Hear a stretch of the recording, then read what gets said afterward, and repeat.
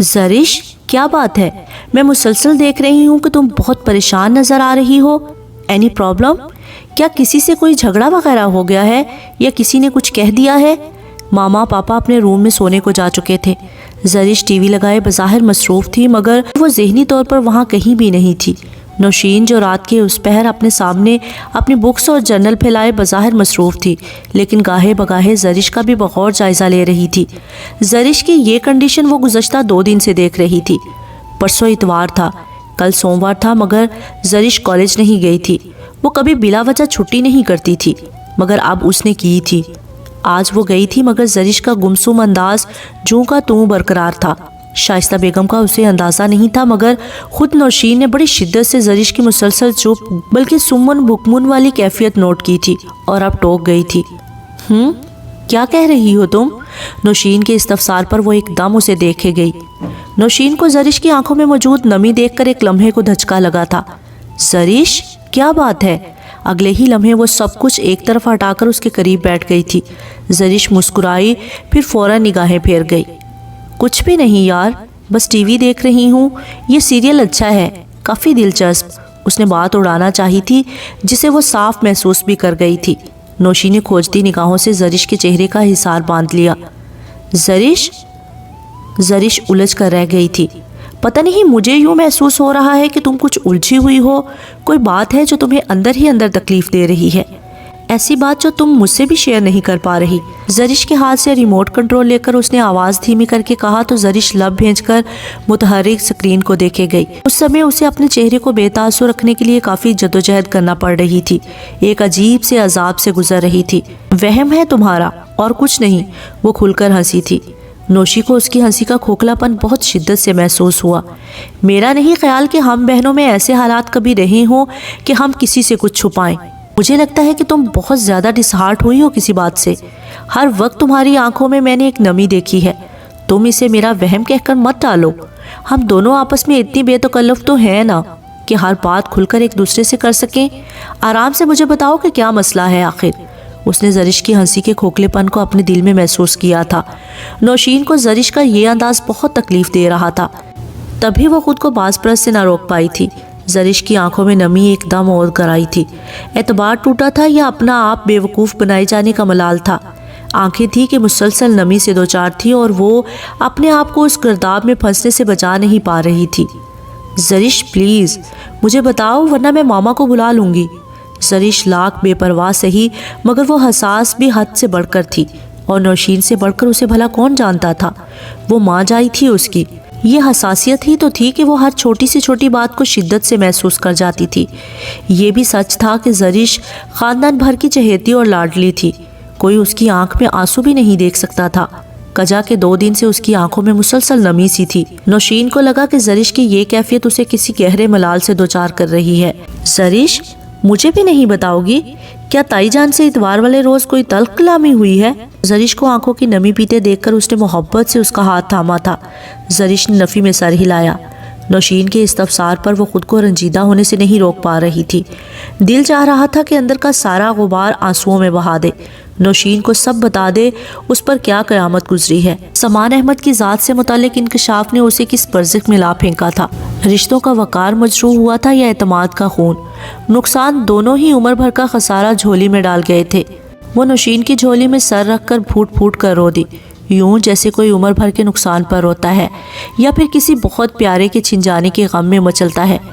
نوشین کا نام اس کے ہونٹوں پر مچل کر رہ گیا. نوشین کا ہاتھ اس کے سر پر ساکت رہ گیا. زرش چھوٹی موٹی بات پر کبھی اس طرح ریئیکٹ نہیں کرتی تھی. ضرور کوئی بہت بڑی بات تھی مگر معاملہ کیا تھا وہ سمجھنے سے قاصر تھی. زرش کا بلکنا سوچ کو کسی مقام پر ٹھہرنے نہیں دے رہا تھا. زری کیا بات ہے؟ پلیز اعتبار کرو مجھ پر. بہن سے بڑھ کر کوئی دمساز اور ہمراز نہیں ہوتا. بتاؤ مجھے کیا بات ہے جس نے میری پیاری سی مسکراتی ہنستی کھیلتی گڑیا کی آنکھوں میں نمی بھر دی ہے. مجھے بتاؤ، سچی میں اسے چھوڑوں گی نہیں. زرش کی حالت دیکھ کر نوشین نے ایک دم زرش کو بازو کے گھیرے میں لے لیا تھا. زرش کا ہچکولے کھاتا جسم کچھ پرسکون ہوا. اسے ایک دم احساس ہوا کہ وہ کیا کر چکی ہے اور کس حماقت کا مظاہرہ کرنے جا رہی ہے. मामा पापा का कमरा लाउंज के करीब ही था।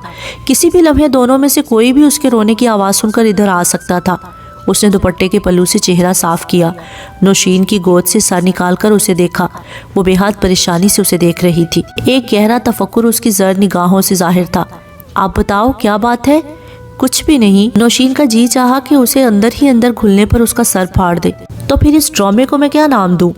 जरिश के खशमगी अंदाज पर भी जरिश मोहर बलब रही थी। ठीक है, तुम मुझे नहीं बताना चाहती ना सही। जब से तुम ताया अबू के यहाँ से लौटी हो तुम्हारी यही हालत है। परसों रात में स्टडी के बाद अपने कमरे में गई तो तुम्हारे रूम के पास से गुजरते हुए तुम्हारी सिसकियाँ सुनाई दे रही थी। मैंने अपना वहम जाना, मगर तुम्हारा अब ये ड्रामा किसी तौर पर भी हजम नहीं हो रहा। मैं मामा को बुलाती हूँ, तुम मामा पापा से तो कुछ भी नहीं छुपाओगी, वो धमकी अमेज अंदाज में कहते हुए उठ खड़ी हुई थी। जरिश ने एकदम बौखलाकर उसका हाथ थामा था। नौशी प्लीज़, वो अपने घुटनों में मुंह छुपाकर फिर रो दी। नौशी को एहसास हुआ कि बात छोटी मोटी नहीं है, यकीनन बहुत बड़ा हादसा था, मगर क्या? मैं खुद भी नहीं जानती कि क्या हुआ है। बस मुझे तो लग रहा है कि मैं अपना तमाम तर गुरूर, अपनी सारी हस्ती का इफ्तिखार, उम्र भर का मान खो आई हूँ। मैं तो अभी तक अपने नुकसान का अंदाज़ा नहीं कर पाई। तुम्हें क्या बताऊँ मुझे क्या हुआ है, किस अजाब से दो चार हूँ। रिंदी आवाज़ में ऐसा मलाल, ऐसा दुख पिन्हा था कि नौशीन चुपचाप घुटनों के बल उसके सामने टिक गई। फिर भी कहने सुनने से दिल का बोझ तो हल्का हो सकता है, उसने उसे तसल्ली दी। हाँ, मगर क्या कहूँ, बेवकूफ़ तो मैं खुद ही थी। जो चीज़ बारहा महसूस की, जो बात 1000 बार दिल पर क्लिक करती गई, उसी की तरफ से बेपरवाह रही। अहमक तो मैं खुद हूँ, शायद अहमक अजीम। अब सोचती हूँ कि गुजरे लम्हों को उंगलियों पर गिनती हूँ तो अंदाज़ा हो रहा है कि मुझसे बढ़कर इस दुनिया में कोई अहमक व बेवकूफ़ नहीं। उम्र भर का नुकसान लिखवाया है, इतना अनमोल रिश्ता खो दिया है। जिसको मैंने आकाश समझा वही ज़मीन निकले, या मेरी बेवकूफ़ी ने मुझे इस नुकसान अजीम से दो चार किया। क्या बताऊँ? मलाल और दुख से भरी आवाज़। नौशीन का दिल कट सा गया। जरिश पर टूट कर प्यार आया। बहुत नरमी से हाथ थाम कर सहलाती गई। तुम सारी बात बताओ, फिर फैसला करूंगी कि तुम बेवकूफ़ हो या वाकई नुकसान अजीम हुआ है। उसने हल्के फुल्के मगर संजीदा अंदाज में जरिश को इस भंवर से निकालना चाहा जिसमें वो 2 दिन से मुसलसल उलझी हुई थी, बल्कि घिरी हुई थी। जरिश ने एक गहरी सांस खींचते उसे इतवार वाले रोज़ का सारा किस्सा कह सुनाया। नौशीन हैरानी से सारी रुदात सुनती गई। ओ माय गॉड जरिश, तुमने समान भाई को ये सब कह दिया? सब सुनने के बाद उसने लबकुशाई की भी तो क्या। जरिश ने शिकायती नज़रों से देखा। उस वक्त मेरा दिल चाह रहा था कि मैं उन्हें कत्ल कर दूं। वो जज्बाती हो रही थी। नौशीन ने दहल कर जरिश का चेहरा देखा, जिस पर गुस्से की लाली जोबन पर थी, बल्कि करब, अजियत, बेयकीनी सभी कुछ था, गुस्से और गम समेत। नहीं जरिश, समान भाई गलत हरगिज़ नहीं हो सकते। वो तुम्हें हकीकतन पसंद करते हैं, यकीन करो। समान से मुतल्लिक इस इंकशाफ के बाद नौशीन ने जरिश के ख्यालात और तेवर को समझकर फ़ौरन समान के हक़ में बोलना चाहा, तो जरिश पूरी तरह भड़क उठी। मैं उनका नाम भी नहीं सुनना चाहती। नफ़रत सी महसूस हो रही है मुझे उनके तसव्वुर से ही। उन्होंने मेरी कम अक्ली या मेरी बेवकूफ़ी को क्या समझा था? इतनी अहमक हूँ कि मैं उनकी किसी अनहोनी ख्वाहिश की तकमील करूँ? कम अज़ कम उन्हें अपने मनसब का ही अंदाज़ा लगा लेना चाहिए था। ठीक है, मेरी तबीयत में लाउबालीपन है। मैं 1000 चाहूँ भी तो अपनी तबीयत के इस रंग को संजीदगी में नहीं ढाल पा रही, मगर इसका ये मतलब भी नहीं कि मैं किसी की गलत सोच का महवर बनूँ। उन्होंने इतनी घटिया बात सोची भी कैसे, वो भी मेरे बारे में? वो एकदम आतिशफिशां की तरह फटी और फिर कहती चली गई। नौशीन को उस लम्हे जरिश पर बेपनाह तरस महसूस हुआ था। हमारे लिए तो ये कुछ भी नया नहीं है। हाँ, मुझे ये गलत फहमी थी कि शायद तुम्हें समान भाई के जज्बात का थोड़ा बहुत अंदाज़ा हो। आखिर को लड़की ज़ात हो और औरत तो अपनी तरफ उठने वाले मर्द की एक निगाह से ही पहचान जाती है कि मुकाबिल उसके बारे में क्या सोच रहा है। मुझे हैरत हो रही है कि तुम्हें ज़रा भी अंदाज़ा ना हुआ। आपके बाल चौंकने की बारी जरिश की थी। तुम जानती थी? कैसे? फूफो के यहाँ एक दफ़ा गई थी।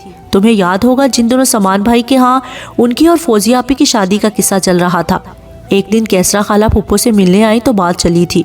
अंदाज़ा हुआ कि समान भाई की क्या ख्वाहिश है और ताया अबू क्या चाहते हैं। बल्कि कुछ हद तक तो मामा पापा भी यही चाहते हैं कि तुम्हारी बात समान भाई से तय करें, मगर ताई अम्मी के रवैये की वजह से वो इनकारी हैं। और तुम तो ये भी नहीं जानती कि ताया अबू ने पापा से तुम्हारे और समान भाई के रिश्ते की बारहा बात की है। مگر پاپا ہر بار ٹال جاتے ہیں۔ دراصل وہ درست وقت کا انتظار کر رہے ہیں۔ وہ انکشاف پر انکشاف کر رہی تھی اور زرش کی وہ کیفیت تھی کہ کاٹو تو بدن میں لہو نہیں۔ تمہیں یہ سب کس نے بتایا؟ اسے اپنی آواز کسی گہرے کنویں سے آتی محسوس ہوئی۔ ہادی آپا نے۔ زرش جتنی بے یقین تھی نوشی اتنی ہی مطمئن و پرسکون تھی۔ اتنا کچھ ہو چکا ہے اور مجھے تم نے بتایا تک نہیں؟ شکوے کے ساتھ آنسو بھی بہہ نکلے۔ رشتے وغیرہ سے متعلق تو یقین تھا کہ یہ بات ہادی آپا نے بتائی ہے، جھوٹ نہیں ہو سکتا، مگر سامان بھائی سے متعلق میں خود بھی بے یقین تھی۔ کبھی گمان یہی تھا کہ یہ کیسرا خالہ کی ہوائی ہوگی جو انہوں نے ہماری مخالفت میں اڑائی ہوگی۔ پھر سامان بھائی کا انداز بھی تمہارے ساتھ ایسا رہا کہ ایک لمحے کو یقین پختہ ہو جاتا تھا تو دوسرے لمحے ان کا قطعی سنجیدہ انداز دیکھ کر غلط فہمی کا گمان ہوتا تھا۔ پھر سامان بھائی ایک معتبر شخصیت کے حامل ہیں، ان کے بارے میں کسی سے کچھ پوچھنے یا کہنے سے بھی اعتراض برتتی رہی کہ ہو سکتا ہے کہ میرا وہم ہو، صرف کیسرا خالہ کی اڑائی ہو۔ نوشین کے پاس ہر بات کا جواب تھا۔ زرش کی آنکھیں بہہ نکلی۔ اپنا آپ اس وقت بہت احمق لگ رہا تھا، یعنی کہ صرف وہی بے خبر تھی۔ سامان بھائی بہت اچھے اور سلجھے ہوئے انسان ہیں، خاندان کی ہر دل عزیز اور معتبر شخصیت۔ کیسرا خالہ اور تائی امی کی مخالفتوں اور رویے سے ہٹ کر دیکھا جائے تو سامان بھائی سے بڑھ کر تمہارے لیے کوئی اور مناسب نہ ہوگا۔ مگر زرش نے ایک دم تنبیہی نگاہوں سے دیکھا۔ نوشی مسکرا دی۔ اتنا زیادہ رنجیدہ ہونے کی ضرورت نہیں ہے۔ یہ ٹھیک ہے کہ تم نے انہیں ہمیشہ ایک بڑے بھائی کی نظر سے دیکھا ہے، بلکہ سگے بھائی کا مقام دیا، لیکن یہ بھی سچ ہے کہ سامان بھائی کی شخصیت مسلم ہے، ان سے نظر بچانا ناممکن ہے۔ ہزاروں لڑکیاں ہوں گی مگر وہ تمہاری طرف متوجہ ہے۔ ضرور دل کا معاملہ ہوگا، پھر ان کی شخصیت کو یہ قطعی زیب نہیں دیتا کہ وہ تمہارے یا کسی بھی لڑکی کے متعلق کوئی بھی بات کہہ دیتے یا لکھ دیتے۔ اپنے دل و دماغ کی گرہیں کھولو، انہیں قبول کرنا یا رد کرنا دوسرا معاملہ ہے۔ فی الحال تو تم ان کی پوری ذات کی نفی کر رہی ہو، ان کے کردار پر انگلی اٹھا رہی ہو۔ وہ تم سے دل سے انوالو ہیں، یہ کیوں نہیں سوچتی؟ اگر تم یہ سمجھ رہی ہو کہ صنف نازک سمجھ کر وہ تمہاری طرف متوجہ ہوئے ہیں تو تم غلط ہو۔ وہ میچور پرسنالٹی رکھتے ہیں۔ مجھے نہیں پتا تم کیا کہہ رہی ہو، مجھے تو یہ دلول یہ بکواس لگتا ہے۔ فلمی سچویشن حقیقت سے قطعی لا تعلق۔ میں تو اتنا سمجھ رہی ہوں کہ انہوں نے میرے ساتھ غلط کیا ہے۔ اگر وہ اس طرح انوالو تھے تو انہوں نے مجھے اس طرح دھوکہ دینے کی کوشش کیوں کی؟ کیوں مجھے بیوقوف بناتے رہے؟ نوشی، مجھے بارہا ان کی باتوں سے، ان کے رویوں سے اندازہ ہوا کہ ان کا رویہ میرے ساتھ اپنائیت سے بڑھ کر ہے، مگر خدا کی قسم میں نے کبھی اس طرف دھیان ہی نہ دیا کہ وہ اس طرح بھی سوچ سکتے ہیں۔ یہ شاید میں نے انہیں جو مقام جو رتبہ دیا تھا، میں نے اس مقام و مرتبے سے ہٹ کر انہیں کبھی دیکھا ہی نہیں۔ یہ میری بے وقوفی ہے۔ میں نے انہیں ہمیشہ صرف سامان بھائی ہی سمجھا تھا۔ ہمارا بھائی نہیں ہے، انہیں بھائی کا مقام میں نے دل سے دیا تھا، بلکہ ہر لمحہ اس مقام کی پاسداری بھی کی تھی۔ اگر مجھے علم ہوتا کہ وہ اس حد تک چلے جائیں گے تو باخدا کبھی ان سے اتنی بے تکلف نہ ہوتی۔ تمہیں اندازہ ہی نہیں کہ میرا نقصان کتنا شدید ہے۔ میں نے صرف سامان احمد کو نہیں کھویا بلکہ محبت و اعتماد کی ڈور میں لپٹا بھائی کا رشتہ کھو دیا ہے۔ کاش میرے دکھ کا کوئی اندازہ کر سکے، میرا مان، میرا اعتبار کوئی لوٹا سکے۔ وہ پھر ہاتھوں میں چہرہ چھپا کر رو دی۔ اس کا نقصان واقعی شدید تھا۔ نوشی چپ چاپ دیکھے گئی۔ زرش کے بے ریا آنسو اس کی سامان احمد سے بے ریا محبت کے گواہ تھے، وہ محبت جو ایک مقدس رشتے سے لپٹی ہوئی تھی۔ وہ خاموشی سے زرش کی کمر سہلاتی رہی کہ زرش فی الحال سامان احمد سے متعلق کچھ بھی کہنا سننا بیکار تھا۔ زرش کے بے لچک انداز سے صاف لگ رہا تھا کہ وہ جو ٹھان چکی ہے، جو وہ سوچ چکی ہے، اب اسی سوچ پر کاربند رہے گی اور ہر حال میں رہے گی۔ رات کے کھانے کے بعد سبھی لاؤنج میں برا جمان تھے۔ چائے کا دور چل رہا تھا۔ شادی کے دن قریب تھے تو ہر طرف تیاریوں کے نظارے دکھائی دے رہے تھے۔ نواز فاروق کی سبھی بہنیں برا جمان تھی، ثنا، شمائلہ، زارا اور حمیرہ۔ نواز کی سمجھ میں نہیں آ رہا تھا کہ امی ابو کو کس طرح صورتحال سے آگاہ کرے۔ اپنے آپ سے مسلسل جھگڑتے ایک فیصلہ تو کر لیا تھا، اب اس پر عمل درآمد کے آخری مرحلے میں قدم ڈگمگا رہے تھے۔ جی چاہ رہا تھا کہ اپنے فیصلے سے ایک دم مکر جائے، شارق سامان کو کہہ دے کہ اپنا بھگتان خود بھگتے، اس بھگتان میں اس کا قطعی کوئی حصہ نہیں۔ مگر نویرہ احسان اور آنے والے حالات کا تجزیہ کرتے جب نواز فاروق نے اپنے متوقع رد عمل کا جائزہ لیا تو اسے صرف ایک ہی صورت نظر آ رہی تھی، انکار، صاف انکار۔ مگر کیسے؟ وہ مسلسل الجھن کا شکار تھا۔ چائے سے فارغ ہونے کے بعد نواز نے بہت آہستگی سے امی ابو کے سامنے ذکر چھیڑ دیا تھا۔ وہ تو یوں ہی متوجہ ہوئے تھے، مگر جب نواز نے شادی سے انکار کا ذکر کیا تو دونوں میاں بیوی ہی نہیں، لاؤنج میں موجود ہر فرد اپنی جگہ ساکت رہ گیا تھا۔ حمیرہ کے ساتھ باقی تینوں بہنیں بھی متوجہ ہوئی تھی۔ تم ہوش میں تو ہو؟ جانتے ہو کیا کہہ رہے ہو؟ نواز فاروق کے انکار نے فاروق صاحب کو ایک دم مشتعل کر دیا تھا۔ جی بہت اچھی طرح، اسی سعادت مندانہ دھیمے انداز میں جھکے سر سے گویا تھا۔ وہ ہکا بکا دیکھے گئے۔ ساری بہنیں سب کچھ وہیں چھوڑ چھاڑ کر ماں باپ کے گرد جمع ہو گئی تھی۔ نواز، یہ کیسا مذاق ہے؟ رضیہ بیگم تو ابھی تک بے یقین تھی۔ یہ مذاق نہیں، سچ ہے، میں نویرہ سے شادی نہیں کر رہا۔ I'm sorry۔ سر ہنوز جھکا ہوا تھا، دو ٹوک لہجہ تھا جس میں کسی احساس کی کوئی رمق نہ تھی۔ وجہ؟ فاروق صاحب کا غسیلا لہجہ ایک دم اود کر آیا تھا۔ نواز فاروق اسی طرح سر جھکائے خاموش رہا تو فاروق صاحب کا پارا ہائی ہونے لگا۔ رضیہ، اس سے پوچھو اس بےہودگی کا مقصد کیا ہے؟ اب جب کہ شادی میں 3-4 دن باقی ہیں، یہ کیا کہہ رہا ہے کہ یہ نویرہ سے شادی نہیں کر رہا؟ دکھ، تعصب، غم و غصے، اشتعال، نہ جانے کیا کچھ نہ تھا ان کے لہجے میں۔ نواز فاروق بے تاثر چہرے سمیت لاؤنج کے قالین کو گھورے گیا۔ نواز بھائی، یہ کیا مذاق ہے؟ بڑی بہن نے فوراً نواز کا کندھا ہلایا تھا۔ میں کہہ چکا ہوں کہ یہ مذاق نہیں ہے، آپ لوگ سنجیدگی سے میری بات پر غور کریں، میں کبھی بھی نویرہ سے شادی نہیں کروں گا۔ وجہ؟ اب کے بے یقین آواز رضیہ بیگم کی تھی۔ نواز نے سختی سے لب بھینس لیے۔ وجہ وہ اگر یہاں بیان کر دیتا تو سارا خاندان شارق زمان سمیت نویرہ کو سنگسار کر دیتا، اور نویرہ جیسی صاف شفاف لڑکی کی رسوائی اسے کبھی گوارا نہ تھی۔ کیسی خندق تھی جو اس کے آگے کھود دی گئی تھی۔ وہ پسند ہی نہیں، دل کی مکین بھی بن گئی تھی، اور جو دل کے مکین ہوں انہیں بے آبرو ہوتے کبھی دیکھا نہیں جا سکتا۔ نواز فاروق کو اپنے ضبط پر کنٹرول کرنا مشکل ہونے لگا۔ میں کسی اور سے شادی کرنا چاہتا ہوں۔ الفاظ تھے کہ بم۔ کیا؟ سبھی اپنی اپنی جگہ ساکت رہ گئے۔ سبھی کے منہ کھلے تھے۔ نواز اور کسی اور سے شادی؟ قطعی جھوٹ تھا، ناقابل یقین۔ کون ہے وہ؟ فاروق صاحب کے لہجے میں سختی تھی۔ نواز خاموش رہا کہ بے اختیاری میں جو الفاظ منہ سے نکل گئے تھے، اب اپنے الفاظ کو کیسے سنبھالنا تھا۔ خاصا دقت طلب مرحلہ تھا، گویا جان کنی کے عمل سے گزر رہے تھے۔ اپنے منہ سے نکلے بے اختیاری کے الفاظ اب ساری عمر نبھانے بھی تھے۔ رضیہ، پوچھو اس سے یہ کس لڑکی سے شادی کرنا چاہتا ہے؟ وہ ایسی کون سی اعلیٰ نسب کی مالک ہے جس کے لیے یہ نویرہ جیسی ہیرا صرف لڑکی کو ٹھکرا رہا ہے؟ پوچھو اس سے وہ کون ہے جس کے لیے یہ ہم پر اتنی بڑی قیامت ڈھا رہا ہے؟ فاروق صاحب چند لمحے نواز کی طرف سے جواب کے منتظر اسے دیکھتے رہے، مگر دوسری طرف مسلسل خاموشی تھی۔ فاروق صاحب کے لیے ضبط روح پر بوجھ تھا۔ وہ کیسے اتنی بڑی بات برداشت کر لیتے؟ نواز فاروق ان کا اکلوتا ہی نہیں، لاڈلا اور قابل رشک بیٹا تھا۔ انہیں اس پر ہمیشہ فخر محسوس ہوا تھا۔ انتہائی سلجھا ہوا اور فرمانبردار بیٹا۔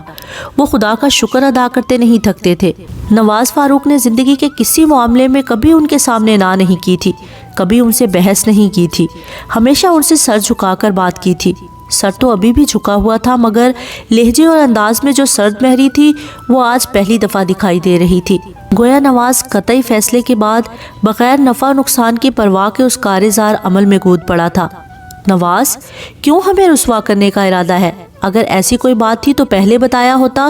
تم سے پوچھ کر تمہاری رائے کو مقدم جانتے ہوئے یہ رشتہ طے کیا تھا، ورنہ تم جانتے تھے کہ میری کیا خواہش ہے، مگر میں نے اپنی خواہش کو ٹال کر تمہاری رائے کو اولویت دی، اور اب تم کہہ رہے ہو کہ تم نویرہ سے شادی نہیں کرنا چاہتے، جبکہ شادی میں چند دن باقی ہیں۔ وہ بچی تو معتوب ٹھہرا دی جائے گی، بے قصور ماری جائے گی، عمر بھر کی ذلت علیحدہ۔ اسے کس قصور کی سزا دے رہے ہو؟ ہم تو ماں باپ ہیں، بھگت لیں گے، مگر وہ، یہاں ہر کوئی بے قصور ہی مارا جاتا ہے۔ میری اپنی بھی کوئی خواہش ہے، ذاتی پسند ناپسند۔ یہ ضروری نہیں کہ ہر معاملے میں آپ کے سامنے سر جھکاتے جھکاتے زندگی کے اس اہم معاملے پر بھی وہی روش اختیار کروں۔ میری بھی کچھ ذاتی اٹیچمنٹ ہے، آپ لوگ یہ کیوں نہیں سمجھتے؟ وہ ماں کو اہمیت دینے والا آدمی تھا، مگر اب اماں کی آنکھوں میں آنکھیں ڈال کر کہہ رہا تھا۔ سب حیرت زدہ رہ گئے۔ یہ نواز کا کون سا روپ تھا؟ میں سب سمجھ رہا ہوں۔ اس خاندان میں برسوں پہلے زمان بھائی کے اندر بھی ایسی ہی جوانی کا ابال اٹھا تھا جو اس خاندان کی برسوں کی عزت و آبرو کو بہا کر لے گیا تھا۔ آج تک اس کا خراج ادا کر رہے ہیں ہم لوگ، پہلے شارق زمان کی صورت میں اور اب ان کی بیٹی شیوانہ کی صورت میں۔ جیسی عورت کے لیے انہوں نے ماں باپ کے سامنے ٹکر لی تھی، پرکھوں کی عزت کو روندا تھا، اب برسوں بعد یہ بھی وہی کرنا چاہتا ہے۔ غم و غصے، طیش و غضب سے کہتے انہوں نے نواز کو گھورا تھا۔ نواز کے اندر سخت تحریک برپا ہوئی تھی، مگر ضبط کمال کا تھا۔ آپ کچھ بھی سمجھیے، میں آپ کو اپنے فیصلے سے آگاہ کر چکا ہوں۔ شادی میں وہیں کروں گا جہاں میری کمٹمنٹ ہے۔ آپ پر منحصر ہے کہ آپ میرا ساتھ دیتے ہیں یا نہیں۔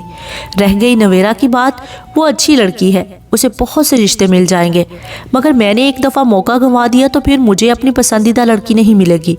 ماں باپ کے سامنے جس قدر ادب و لحاظ کا مظاہرہ کرتا تھا، اسی قدر بے باکی سے اس نے اپنی بات واضح کی تھی۔ فاروق صاحب ایک دفعہ پھر شوق میں رہ گئے، کیا واقعی یہ میرا وہی فرمانبردار بیٹا ہے؟ وہ سوچنے پر مجبور ہو گئے تھے۔ ہرگز نہیں، یہ کبھی نہیں ہو سکتا، اس گھر میں صرف نویرا آئے گی۔ انہوں نے سختی سے ٹوک دیا تو نواز فاروق آہستگی سے اٹھ کھڑا ہوا۔ ٹھیک ہے، آپ بے شک اس گھر میں نویرا کیا کسی بھی ایکس وائی کو لاتے رہیں، میں یہاں سے چلا جاؤں گا، پھر جو مرضی کیجیے گا۔ انداز دھمکی آمیز تھا۔ رضیہ بیگم اور ساری لڑکیاں حیرت سے گنگ نواز فاروق کو دیکھ رہی تھی۔ انتہائی بے لحاظ، بے مروت اور دو ٹوک انداز تھا، جیسے اس کا ان سے کوئی بھی خونی تعلق نہ ہو۔ صرف ایک لڑکی کے لیے وہ آج اپنے والدین کے سامنے ڈٹ گیا تھا، ان والدین کے سامنے جن کے سامنے وہ ہمیشہ نظر نیچی رکھے محو کلام رہا تھا۔ تم مجھے دھمکی دے رہے ہو؟ فاروق زمان فوراً نواز کے سامنے آ ٹھہرے تھے۔ رضیہ بیگم اور لڑکیاں ڈر کر فوراً آگے بڑھی تھی۔ آپ کچھ بھی سمجھ لیں، میں نے تو فی الحال شادی سے انکار کیا ہے۔ انتہائی شفاق انداز تھا۔ اس انداز نے فاروق صاحب کے اندر کے لاوے کو ایک دم اشتعال کے رنگ میں باہر اچھالا تھا۔ بکواس بند کرو، شرم کرو، تم باپ کے سامنے کھڑے ہو۔ ان کا ہاتھ اٹھا مگر تمانچے مارنے کی بجائے وہ غصے سے مٹھی بھینچ کر اسے تنبیہ کر رہے تھے۔ نواز فاروق سپاٹ چہرے سے دیکھے گیا۔ ساری بہنیں اور ماں خوفزدہ سی آگے بڑھی تھی۔ دفع ہو جاؤ میرے سامنے سے، کان کھول کر سن لو، تمہاری شادی صرف نویرا سے ہی ہوگی، وہ بھی اسی طے شدہ ڈیٹ پر، ورنہ تم اس گھر سے نکل جانا، میں سمجھوں گا میرا کوئی بیٹا ہی نہیں۔ اچھی طرح ذہن نشین کر لو تم میری یہ بات، اس ذلت سے میں موت کو گلے لگانا بہتر سمجھوں گا۔ نواز خاموشی سے وہاں سے نکل کر اپنے کمرے میں آ گیا۔ تھوڑی دیر بعد رضیہ بیگم اور ساری بہنیں آ گئی تھی۔ نہ جانے کس طرح اسے سمجھاتی بہلاتی رہی تھی، قسمیں واسطے دلائل نہ جانے کیا کیا عہد و پیمان باندھتی رہی تھی۔ وہ خاموشی سے سب کی سنے گیا۔ سب سمجھتی رہیں کہ جیسے وہ قائل ہو گیا ہے، مگر وہ تیر کمان سے نکل چکا تھا۔ وہ اب فیصلے پر عمل درآمد کر چکا تھا، اب رد و بدل کی قطعی گنجائش نہ تھی۔ ماں کے آنسو، بہنوں کی التجائیں وہ خالی ذہنی سے دیکھے اور سنے گیا۔ 1 بجے کے قریب وہ سب چلی گئیں تو باقی کی رات نواز کو کاٹنا دوبر ہو گیا۔ یوں لگا گویا بستر پر کانٹے اگائے ہوں۔ اذیت ہی اذیت تھی۔ اگلی صبح تک وہ اپنے فیصلے پر مضبوطی سے ڈٹا ہوا تھا۔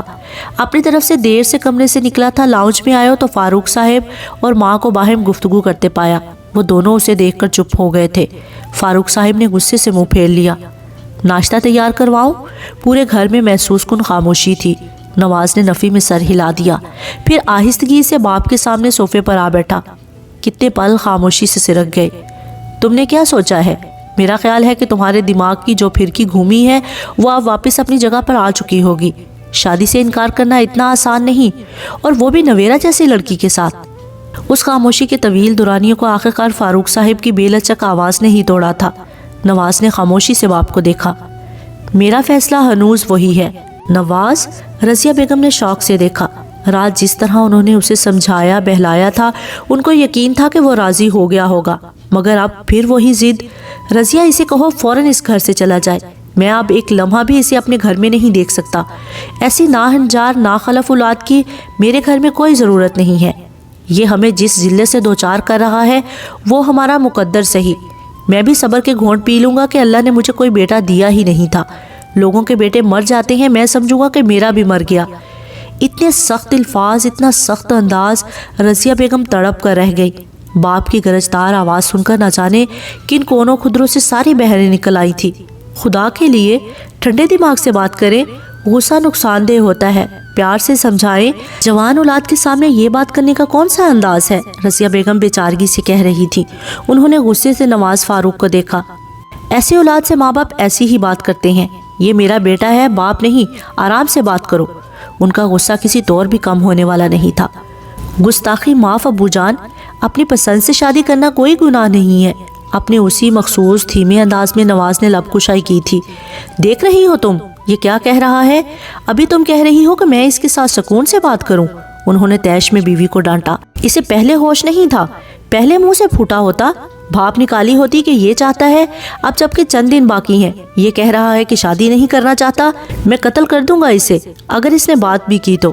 خدا کے لیے ابو جی، یہ کیا کہہ رہی ہیں آپ؟ وہ غصے سے آگے بڑھے۔ तभी शुमाइला आपी ने फौरन दौड़कर उनका रास्ता रोका था। मेरे रास्ते से हटो, अपनी इज्जत से खेलने वालों को मैं एक सेकंड भी माफ़ नहीं करूँगा।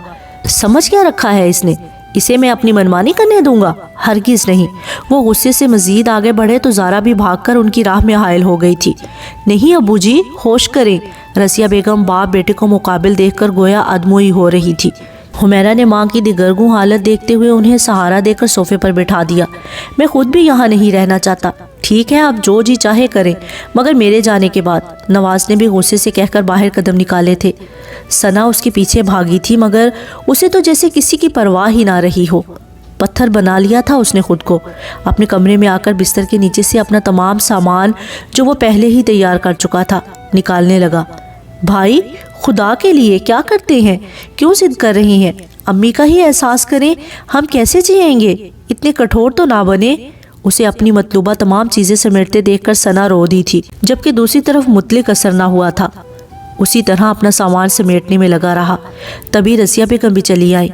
नवाज, क्यों माँ बाप के दिल से खेलते हो?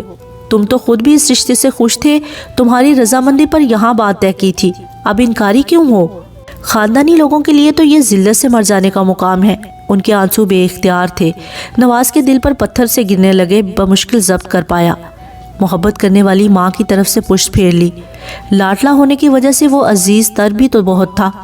नवाज, जो तुम कहोगे मैं करूँगी, तुम्हारे बाप को राजी कर लूँगी। तुम ना जाओ, हम लोगों को, खानदान वालों को क्या मुंह दिखाएंगे? यूँ ना करो, हमारी मोहब्बत का इम्तिहान ना लो, मैं मर जाऊंगी तुम्हारे बगैर। उसकी पुश्त से सर टिकाए वो शिद्दत से रो दी। नवाज को लगा कि वो पल पल पिघल रहा है। माँ की मोहब्बत उसे मजबूर कर रही है, उसके पाँव में बेड़ियाँ डाल रही है, मगर नवेरा को वो कैसे कबूल कर लेता? उसका ज़रफ़ इस दर्जे का ना था। वो कोई फरिश्ता तो था नहीं कि सब कुछ नज़रअंदाज करके नवेरा को अपना लेता और सारी उम्र उस पर पर्दे डाले रखता। न जाने कब जब्त झलक पड़ता, न जाने कब जुबान राज अफशा कर जाती, और फिर इस बात की क्या गारंटी थी कि नवेरा को बीवी की हैसियत से कबूल भी कर लेता। उसकी मर्दानगी पर यह एक गहरी चोट थी। वो अपनी बचती कमजोरियों के सामने हार गया था, मगर अब माँ के आंसुओं से नहीं हारना चाहता था। वो जब से मुठ्ठियाँ भेज गया, आहिस्तगी से माँ को अपने से दूर हटाया। वो ये घर, ये जन्नत, ये रिश्ते छोड़कर जा रहा था। न जाने कब तक ये सज़ा उसकी अपनी तजवीज़ करदा थी। एक नाकाबिले मालूम मुद्दत तक उसने खामोशी से तमाम सामान के बैग उठाए थे। सारी बहनें फूट फूट कर रोने लगी। माँ का बुरा हाल था। वो निगाहें फेर गया। कमरे से निकलकर वो लाउंज के दरवाजे पर रुका था। फारूक साहिब दहलीज पर ही खड़े थे। उसे सामान समेत देखकर उनके अंदर दुख, मलाल, इस्तराब, गम और गुस्सा, न जाने किस किस जज्बे ने दम तोड़ा था। बेयकीनी की तह सबसे बढ़कर थी। नवाज, खुदा के लिए रुक जाओ। ये देखो, मैं तुम्हारे सामने हाथ जोड़ती हूँ। माँ हूँ तुम्हारी, हक रखती हूँ, मगर मजबूर हूँ। रुक जाओ, ना जाओ। एक हमारी बात का भरम रख लो, नवेरा मर जाएगी, हम जीते जी मर जाएंगे। माँ की आहुजारी और आंसुओं से वो नहीं पिघला था, मगर माँ को अपने सामने हाथ जोड़ते देखकर वो लरस उठा था। एकदम सब चीज़ें छोड़कर माँ के हाथ थामे थे। अम्मी, खुदा के लिए प्लीज़ नहीं। ठीक है, मैं नहीं जाता, बेहद बेचारगी से कहा गया था। रज़िया बेगम तो जैसे दोबारा जी उठी थी। तुम नवेरा से शादी भी करोगे ना? वो जैसे अभी सब कुछ मनवा लेना चाहती थी। नहीं, अगले ही पल वो फिर पत्थर हुआ था। रज़िया, इसे कुछ भी कहना फजूल है, जाने दो इसे। जब बाहर के धक्के खाएगा तो अकल ठिकाने आ जाएगी। बाप के माल पर ऐश करते हुए ये अपने आप को ना जाने क्या समझ बैठा है। 2 दिन ज़माने की ठोकरों पर रहेगा तो पता चल जाएगा। कंगाल से कोई इश्क नहीं करता। जिसके लिए माँ बाप को ठोकर मारकर जा रहा है, वो ऐसे खाली हाथ लोगों के काम नहीं आते। वही सख्त पथरीला अंदाज। नवाज ने खामोशी से बाप को देखा। नहीं, ये नवेरा से शादी करेगा, मैं कहूँगी तो करेगा, मेरी बात ये नहीं टालेगा। हमारी इज्जत का सवाल है। नवाज देखो, इनकार नहीं करना। वो मिन्नत समाजत पर उतर आई थी। नवाज के अंदर तूफान बरपा हो गया। उस माँ की आंखों में उसकी वजह से आंसू थे जिसको उसने कभी रुलाया ना था। ठीक है, मैं नवेरा से शादी भी कर लेता हूँ, मगर आपको भी मेरी मानना होगी। सब ने चौंक कर उसे देखा। इतनी जल्दी वो मान जाएगा? खुशी के साथ शर्त की बंदिश का इस्तराब भी चेहरे पर दर आया था। कैसी शर्त? माँ खौफ की कैफियत में मुब्तला थी। मैं सिर्फ आप लोगों और इस खानदान की इज्जत के लिए शादी कर लेता हूँ, मगर मैं नवेरा को कभी नहीं रखूँगा। जैसे ही ये तकरीब के हंगामे सर्द होंगे, मैं उसे छोड़ दूंगा, हमेशा के लिए तलाक देकर। نواز؟ ماں کی محبت تمانچہ بن کر اس کے منہ پر پڑی تھی۔ نواز نے گال پر ہاتھ رکھے ماں کو دیکھا جو پھوٹ پھوٹ کر رو دی تھی۔ تم نے مجھے اتنا خود غرض سمجھا ہوا ہے، تم خود کیا ہو؟ نویرا جیسی لڑکی کے لیے تم جیسے 10 نواز بھی کچھ نہیں، تم اس کے قابل ہی کہاں ہو؟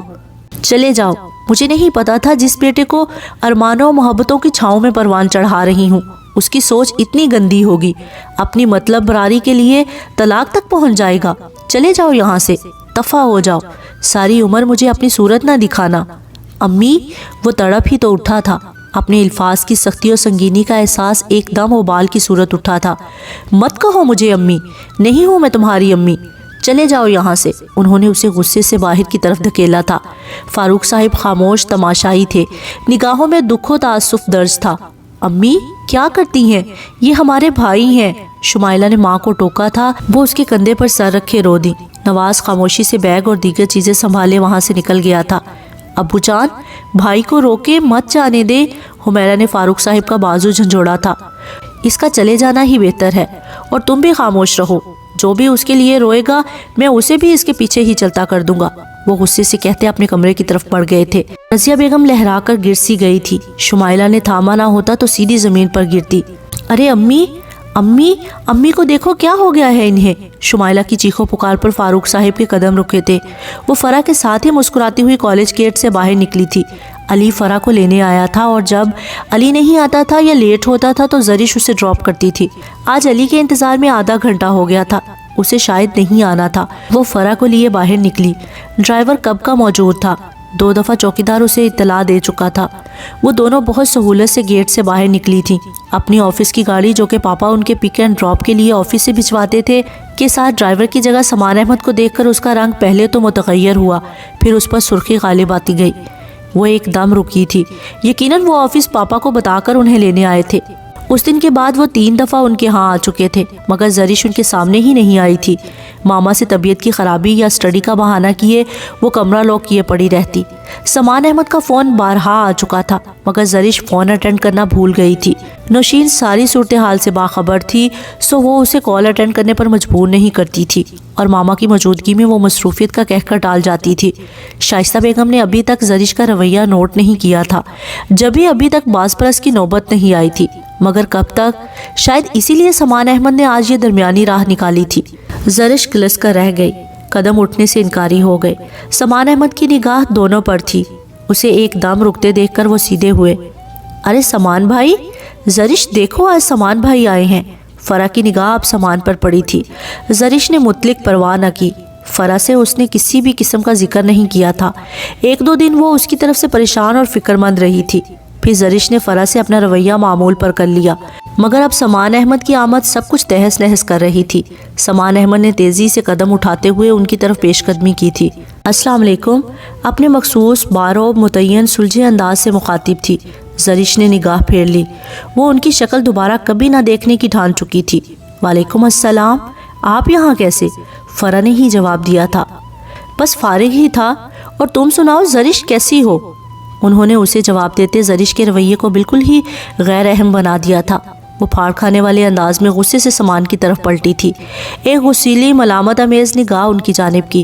اس وقت یہاں فرح نہ ہوتی تو وہ نہ جانے کیا کرتی۔ وہ بمشکل اپنے اوپر قابو کر پائی، ایک تلخ سی نگاہ ڈال کر دوبارہ منہ پھیر لیا۔ فرح نے زرش کے رویے کو بطور خاص نوٹ کیا، پھر سمان کو دیکھا۔ وہ بغور زرش کے چہرے کو دیکھ رہا تھا۔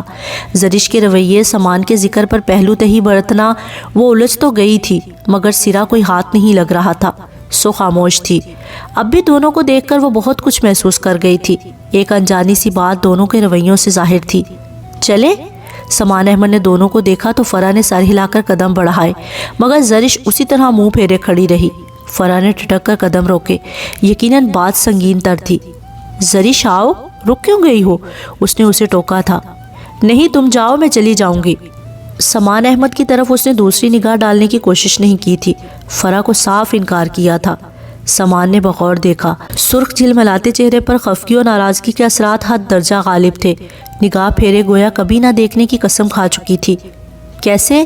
سمان بھائی ہمیں لینے آئے ہیں، بیوقوف مت بنو، چلو آؤ۔ تو تم جاؤ، میں چلی جاؤں گی، میری فکر مت کرو۔ اسی ضدی انداز میں اس نے صرف فرح کو دیکھا تھا۔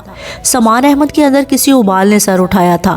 زریش کیا بچپنا ہے، آرام سے بیٹھو، میں تم دونوں کو لینے آیا ہوں۔ آہستگی سے ڈانٹنے والا انداز تھا۔ زریش نے بھنا کر دیکھا۔ میرے ساتھ کلام کرنے کی قطعی ضرورت نہیں، سمجھے آپ؟ غم و غصہ، تنبیہ، نہ جانے کیا کچھ تھا لہجے میں کہ ایک پل کو سمان احمد بھونچکا کر رہ گئے۔ یہ لڑکی ان سے جس قدر محبت و خلوص اور اپنائیت سے بات کرتی تھی اس سے قطعی مختلف انداز تھا۔ سامان کے اندر کی اشتعال نے سر اٹھایا۔ زریش، سختی سے ٹوک دیا۔ وہ سر جھٹک کر دوسری طرف منہ موڑ گئی۔ تم بیٹھو گاڑی میں، ہم آتے ہیں۔ فرح حیرانگی سے دیکھ رہی تھی۔ سامان کی آواز پر تیزی سے گاڑی کی طرف بڑھتی چلی گئی۔ میرا خیال تھا کہ وقتی ابال ہے، عقل مندی سے سوچو گی تو اپنے رویے پر افسوس کرو گی۔ میرے متعلق انکشاف صرف تمہارے علاوہ کسی کے لیے کوئی انکشاف نہیں تھا۔ صرف تمہارے علاوہ ہر کوئی کچھ نہ کچھ تھوڑا بہت باخبر ہی تھا، حتیٰ کہ فرح کے علاوہ چچی جان اور چچا جان بھی۔ انہوں نے وہیں کھڑے کھڑے اسے غصے سے کہا تھا۔ وہ حیرت سے دیکھنے لگی۔ یعنی کہ باقی سب ماما پاپا بھی باخبر تھے؟ وہ بے یقین تھی۔ تم جب تک ساری صورتحال سے آگاہی حاصل نہیں کرو گی، اسی طرح اپنے مفروضوں پر کاربند اپنے علاوہ میرے ساتھ بھی غلط کرو گی۔ اپنے متعلق انکشاف پر میں نہ ہی نادم ہوں اور نہ ہی شرمندہ۔ زرش کی آنکھوں میں آنسو آ ٹھہرے۔ میں آپ کو کبھی معاف نہیں کروں گی۔ میں نے آپ کو کیا سمجھا اور آپ کیا نکلے؟ آپ نے میرا اعتماد توڑا ہے، بھلے اب آپ کچھ بھی کہتے پھرے۔ یہ جگہ نہ ہی رونے کے لیے مناسب تھی اور نہ ہی ان باتوں کے لیے، مگر زرش کے انداز پر سامان خود پر بمشکل کنٹرول کر رہا تھا۔ گاڑی میں چل کر بیٹھو، آرام سے بات کرتے ہیں۔ اس کے صاف شفاف آنسو گالوں پر لڑکتے دیکھ کر انہوں نے کہا تھا، مگر وہ سختی سے کہہ گئی، ہرگز نہیں۔ آپ نے مجھے جتنا بیوقوف بنانا تھا بنا لیا۔ میری ہی بھول تھی جو میں نے آپ کو اتنی عزت دی، اتنا مان محبت دی۔ اب میں مزید بیوقوف نہیں بنوں گی۔ میں آپ کی شکل دیکھنے کی بھی روادار نہیں۔ چلے جائیں یہاں سے۔ وہ اپنی ضد پر قائم تھی۔ سختی سے کہتے بے دردی سے رخسار رگڑتے وہ واپس پلٹی تھی۔ اس سے پہلے کہ سامان احمد کچھ سمجھتا، وہ تیزی سے کالج گیٹ کے اندر چلی گئی تھی۔ یہ اس بات کا واضح اظہار تھا کہ وہ سامان احمد سے کس حد تک متنفر ہو چکی ہے۔ سامان احمد نے تعصب سے گیٹ کو دیکھا۔ رضیہ بیگم اور فاروق صاحب دونوں آئے تھے۔ نواز فاروق کا انکار بتاتے دونوں کے سر جھکے اور آنکھوں سے آنسو بہہ رہے تھے۔ نواز کسی اور کو پسند کرتا تھا۔ وہ نویرہ سے شادی نہیں کرنا چاہتا تھا، اسی لیے وہ گھر چھوڑ کر چلا گیا ہے۔ فاروق کے الفاظ پورے گھرانے پر قیامت کے زلزلوں سے کم نہ تھے۔ جو جہاں تھا وہیں ڈھہ گیا۔ خالدہ بیگم کی حالت ایسی بگڑی کہ نویرہ اپنے حواسوں کو بمشکل بحال کرتے اماں کی طرف متوجہ ہو گئی۔ نبیل بھائی، ساجد بھائی، زہا بھائی، نبیلہ بھابھی، احمد بھائی اور ساجدہ باجی سبھی موجود تھے۔ یہ انکشاف کسی آتش فشاں سے کم نہ تھا۔ ہر کوئی گمسم ہو گیا تھا۔ نویرہ جو ان دنوں میں خود کو سنبھال چکی تھی، بلکہ کافی حد تک بحال بھی کر چکی تھی، ماں کو اس طرح دیکھ کر خود بھی ٹوٹنے لگی۔ نہ جانے یہ اس کی سیاہ بختی تھی یا ستم ظریفی، پہلے شارق زمان کا بھیانک روپ اسے بکھیر گیا تھا، اور اب نواز فاروق کا یہ تازیانہ پہلے سے بڑھ کر تباہی مچا گیا تھا۔ اسے لگا کہ وہ لمحوں میں ٹوٹ کر بکھری ہے۔ رضیہ بیگم اور فاروق چچا مجرم بنے سر جھکائے بیٹھے تھے، اپنا جرم بیان کر کے سزا سننے کے منتظر تھے، مگر کسی کو کچھ سمجھ میں نہیں آ رہا تھا کہ ان کے لیے کیا سزا تجویز کریں۔ دونوں بھائی نبیل اور ساجد حیران و پریشان تھے۔ احمد بھائی خود معاملے کی سنگینی میں الجھ کر رہ گئے تھے۔ نبیلہ اور زہا بھابھی بڑے حوصلے سے اس صورتحال سے نبرداز ماں تھی۔ ساجدہ باجی نویرہ کو بازوؤں میں لیے مسلسل نیر بہا رہی تھی، اور نویرہ گمسم کیفیت میں اپنے درد کا اندازہ کر رہی تھی، یا سیاہ بختی کا، اور اماں اس انکشاف کے بعد جو تیورا کر گر گئی تھی، ابھی تک بے ہوش تھی۔ ڈاکٹر کو بلوا کر دکھایا تھا، وہ سخت صدمے اور شوق کا کہہ کر انجیکشن وغیرہ لگا کر چلا گیا تھا۔ تب سے اب تک ایک ہی فضا قائم تھی۔ نبیل نے فون کر کے چچی اور حمید چچا کو جلد پہنچنے کا کہا تھا۔ اب یہ بات یقیناً بہت آگے تک جانی تھی۔ شادی والا گھر ماتم کدہ بن کر رہ گیا تھا۔ ذلت و رسوائی کا ایک ناگ پھن پھیلائے کھڑا تھا۔ ساجدہ آپی اماں کے ہوش میں آنے کے بعد نویرہ کو وہاں سے ہٹا کر اس کے کمرے میں لے آئی تھی کہ اماں نویرہ کو دیکھ کر خود سے لپٹا کر پھوٹ پھوٹ کر روئی تھی۔ نویرہ کو دیکھ دیکھ کر وہ نہ جانے کیا کیا کہہ رہی تھی۔ نویرہ کو نبیل بھائی نے منظر سے ہٹا دینے کو کہا تھا کہ اماں کی طبیعت کچھ تو سنبھلے۔ بات چھوٹی نہ تھی۔ شادی کے قریب اس طرح انکار ہوا تھا کہ کسی کو الزام بھی نہیں دے سکتے تھے، لعنت و ملامت بھی نہیں کر سکتے تھے، تانے تشنے نہ دے سکتے تھے کہ مقابل ان کا اپنا خون تھا۔ سر جھکائے اپنے گناہ کا اعتراف کرتے اپنے ہی رشتے تھے۔ ساجد بھائی جو دبئی سے بڑے ارمانوں سے یہاں لوٹے تھے، اب یہاں کی دم بدم بدلتی کیفیت دیکھ کر حیران تھے۔ نویرہ ان سب کے لیے دل تھی، جو ان سب کے سینے میں دھڑکتی تھی۔ اب اس کی ذات کو پہنچنے والا یہ دکھ سب کو دکھی اور غمزدہ کر گیا تھا۔ وہ سب نویرہ سے نگاہیں چرانے پر مجبور تھے جو پہلے ہی اپنی بیماری سے لرز کر زندگی سے جیتی تھی۔ ان کا کوئی بھی لفظ ضبط کا ہلکا سا بھی بے توازن جھٹکا اسے بری طرح بکھیر سکتا تھا۔ کچھ دیر بعد حمید چچا بھی پہنچ گئے تھے۔ زبیدہ چچی اور رضا بھی ہمراہ تھے۔ پریشان و متفکر سے نبیل نے انہیں بلایا ہی اس انداز میں تھا کہ وہ پریشانی سے بھاگے چلے آئے تھے، مگر یہاں آ کر جو صورتحال معلوم ہوئی سب کے پیروں سے زمین نکلتی چلی گئی۔ زبیدہ چچی ایسی گمسم ہوئی کہ کوئی سوال جواب کرنا ہی بھول گئیں، بس خاموشی سے نڈھال سے خالدہ بیگم کے گلے سے لپٹ گئیں۔ وہ پھوٹ پھوٹ کر روئیں۔ میرے ہنستے بستے گھر کو نہ جانے کس کی نظر لگ گئی ہے۔ مجھے روز برے برے خواب ستا رہے تھے۔ پہلے نویرہ بیمار ہوئی، میری بچی موت سے بچ کر آئی تو میں نے شکر کیا، مگر کیا پتا تھا کہ اتنی بڑی ذلت نے اسے موت کے منہ سے بچا لیا تھا۔ اسی وقت مر جاتی تو صبر آ جاتا، مگر اب تو سینہ چھلنی ہو رہا ہے۔ ہائے اللہ، کیسے صبر کروں؟ میری بے داغ بچی، عمر بھر کا داغ لگ گیا میری معصوم بچی کو۔ ان کی آہوزاری کسی طور کم نہ ہو رہی تھی۔ زبیدہ بیگم دھیرے سے پوچھ سہلاتی رہیں۔ رضا باپ کے پیچھے کھڑا دم بخود تھا۔ وہ ابھی تک بے یقین تھا۔ وہ تو اپنے نصیب پر شاکر ہو چکا تھا، نویرہ کی دائمی خوشیوں کی دعائیں مانگ رہا تھا، مگر اب تو سارا منظرنامہ ہی بدل چکا تھا۔ حوصلہ کرے بھابھی، رضیہ بھابھی، کچھ پتہ بھی ہے نواز کہاں گیا ہے؟ انہوں نے اماں کو حوصلہ دے کر سر جھکائے بیٹھی بڑی بھاوج کو دیکھا۔ انہوں نے اپنی نام آنکھوں کو صاف کرتے ہوئے نفی میں سر ہلایا۔ مجرم ہیں ہم، جو سزا دیں گے قبول کریں گے۔ آخر کو نواز ہمارا خون ہی تھا۔ وہ بے شک یہاں سے چلا گیا، مگر اس کا بھگتان تو بھگتنے والے ہیں نا۔ لعنت ملامت جو چیز چاہے ہم حقدار ہیں۔ وہ پھوٹ پھوٹ کر روئی۔ نبیل اور ساجد بھائی نے ضبط سے ہونٹ کچلے۔ عمر بھر کا نقصان قسمت میں لکھا گیا تھا۔ وہ کس سے شکوہ کرتے؟ اس روتی بلکتی ماں سے یا سر جھکائے اپنے ناکردہ گناہوں کی سزا سننے والے باپ سے؟ آپ کا کیا قصور چچی جان؟ یقیناً یہ سب قسمت میں نہ تھا۔ ساجدہ باجی نے آنکھیں صاف کرتے ہوئے کہا بھی تو کیا، اب یہ دیکھنا ہے کہ ہم کیا کریں۔ دعوت نامے بانٹے جا چکے ہیں، آج کل سے مہمان آنا شروع ہو جائیں گے۔ درمیان میں شادی کے 3-4 دن ہی تو باقی ہیں۔ ہم لوگوں کو کیا کیا وضاحتیں دیتے پھریں گے۔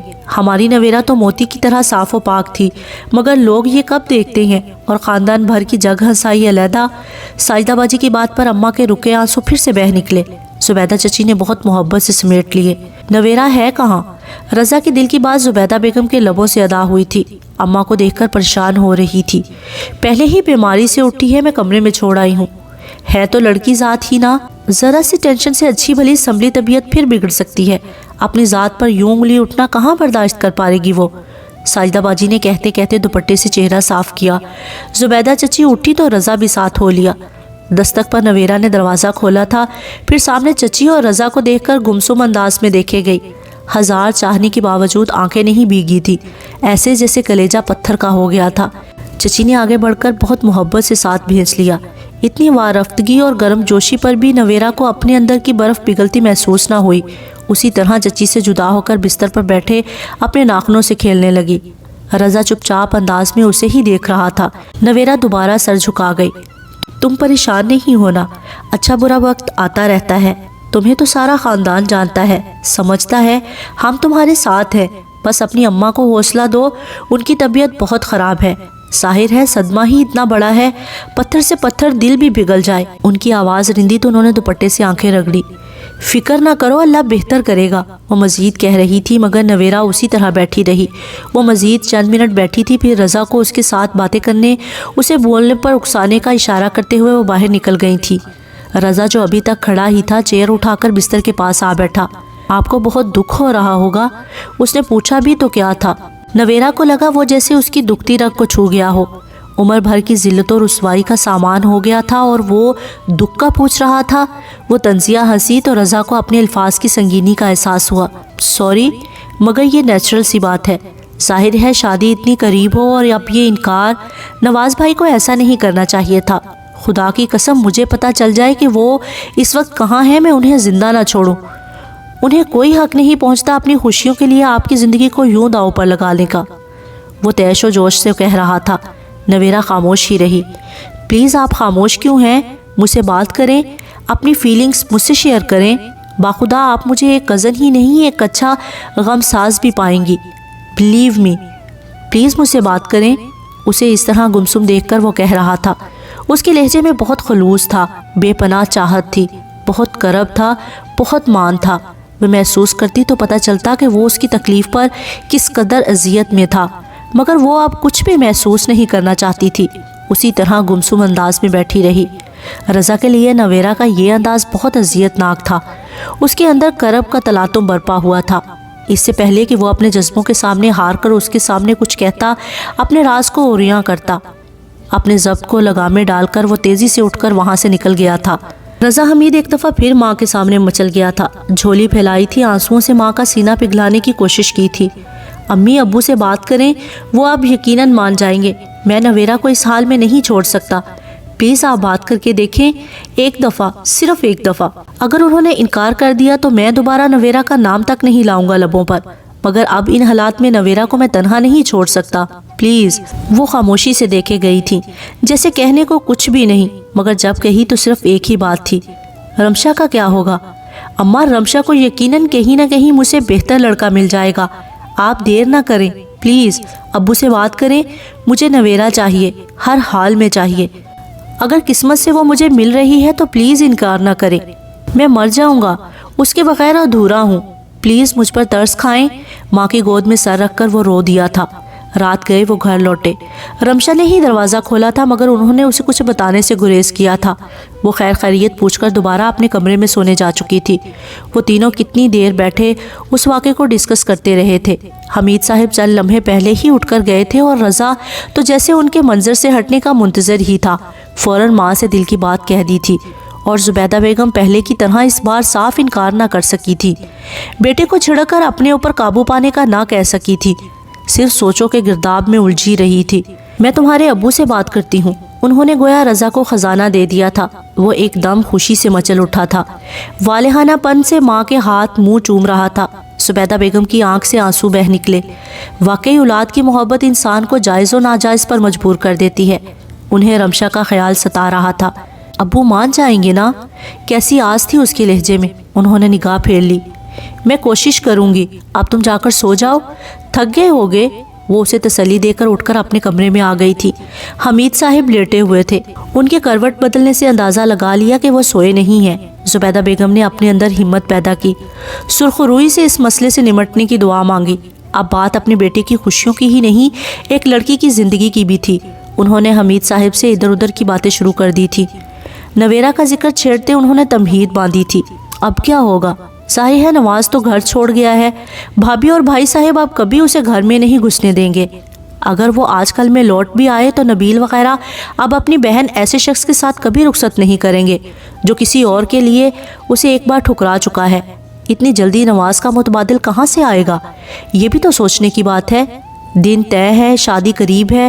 وہ متفکر و الجھی ہوئی ہی نہیں بلکہ حد سے زیادہ پریشان بھی تھی۔ میں بھی یہی سوچ سوچ کر الجھا ہوں، اب کیا ہوگا؟ ابھی تو بات ہم 3 گھروں میں ہے، بڑی بھابھی یا شارق وغیرہ کو بھی اطلاع نہیں دی گئی ہے۔ لوگوں سے کب تک چھپے گی یہ بات؟ شادی میں دن ہی کتنے ہیں؟ صرف یہی 3-4۔ ساری دنیا جانتی ہے کہ نواز نویرا کو بیاہنے آئے گا۔ اب یہ انکار سن کر جو ذلت و رسوائی ہوگی وہ علیحدہ۔ لوگ نہ جانے کیا کیا باتیں بنائیں گے۔ بچی تو بے موت ماری جا رہی ہے۔ وہ بھی دکھی اور رنجیدہ تھے۔ میں ایک بات کہوں، برا تو نہیں مانیں گے؟ زبیدہ بیگم نے شوہر کے مزاج کو دیکھ کر گفتگو کا آغاز کیا تھا۔ ہاں کہو، انہوں نے حوصلہ بڑھایا تھا۔ آپ آپا سے بات کر کے دیکھیں رضا کے لیے، ایسی بری گھڑی میں تو بیگانے بھی ساتھ دیتے ہیں، ہم تو پھر اپنے ہیں۔ خدا نہ خواستہ ہماری کوئی بیٹی ہوتی، اس پر ایسی بری گھڑی آتی تو نہ جانے کیا ہوتا۔ انہوں نے بہت سادہ اور صاف سلجھے ہوئے لفظوں میں حکایت دل آشکار کر دی تھی۔ حمید صاحب حیرت سے دیکھے گئے، پھر دکھی ہنسی ہنس دیے۔ بات ان کے دل کو لگی تھی، مگر مجھے اعتراض تو کوئی نہیں۔ یقیناً ایسے برے وقت میں اپنے ہی سہارا بنتے ہیں، مگر سوچ لو، نویرا میری بھتیجی ہے اور رمشا تمہاری، اور رمشا کی رضا سے انوالومنٹ کے بارے میں نہ تم بے خبر ہو اور نہ ہی میں۔ اس کو کس کھاتے میں ڈالو گی؟ یہ خیال مجھے بھی کتنی دفعہ آ چکا ہے، مگر رمشا کا سوچ کر میں چپ ہو جاتا ہوں کہ کہیں رمشا کی حق تلفی نہ ہو جائے۔ اس کا بھی اللہ مالک ہے، خوش شکل، خوش لباس اور تعلیم یافتہ ہے، اس کے مقدر میں بھی کہیں نہ کہیں کوئی نہ کوئی جوڑ لکھا ہی ہوگا۔ ابھی تو آپا مشکل وقت میں ہے، ہمیں تو صرف یہ دیکھنا ہے کہ ان لوگوں کو اس بھنور سے کیسے نکالیں۔ نویرا خوبصورت سلجھی ہوئی لڑکی ہے، اس جیسی لڑکی تو خاندان بھر میں کہیں نہیں۔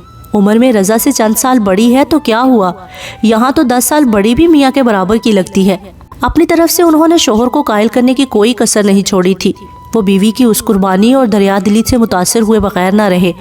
ٹھیک ہے، کل آپا سے بات کریں گے، نبیل لوگوں سے دیکھتے ہیں وہ لوگ کیا کہتے ہیں۔